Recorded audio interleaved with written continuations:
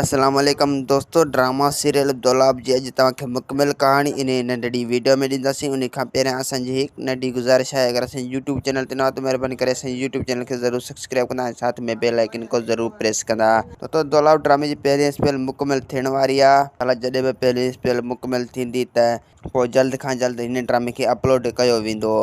तो साईं निशार शाह इन ड्रामे में वॾेरो आहे ऐं हीउ ओठे सां सीनो अटकाए वेठो आहे इन ड्रामे में। तो ही हिक ॿिए जे मथां हथियार सिधे करे रहिया आहिनि ऐं ही पाण में इन ड्रामे में दुश्मन अथव।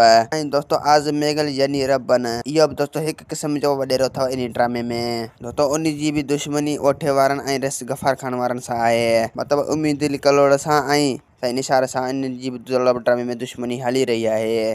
तो तव्हां ॾिसी चुका आहियो त दौलाब ड्रामे जी वॾी मेहनत जारी आहे। इंशाल्लाह ही ड्रामो दोस्तों भलो आहे, न अचण सां ही ड्रामो मशहूर थी चुको।